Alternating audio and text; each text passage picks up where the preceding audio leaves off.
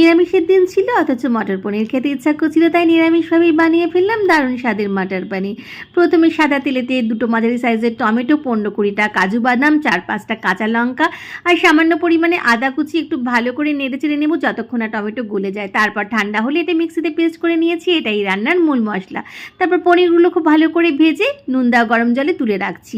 তারপর সাদা তেলেতে ফোড়নে দিয়ে দিচ্ছি দারচিনি, এলাচ আর সাজিরে। তারপরে দিয়ে দিলাম এর মধ্যে সেই পেস্ট করে রাখা মশলাটা, দিলাম হলুদ গুঁড়ো, লঙ্কা গুঁড়ো, বেশি করে একটু ধনে গুঁড়ো আর পরিমাণ মতো নুন।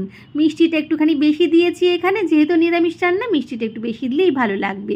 খুব ভালো করে কষে নিচ্ছি। যখন তেল ছেড়ে বেরিয়ে আসবে দিয়ে দিলাম এর মধ্যে মটর আর দিলাম কাসুরি মেথি। যদিও মটর পনির, কিন্তু এখানে আমি মটরটা কমই ব্যবহার করেছি যেহেতু মেয়ে খুব একটা পছন্দ করে না। তারপরে পনিরগুলো দিয়ে একটু ফুটিয়ে নিয়ে ওপর থেকে ঘি ছড়িয়ে দেবো নামার আগে। ব্যাস রেডি দারুণ স্বাদের নিরামিষভাবে তৈরি মটর পনির।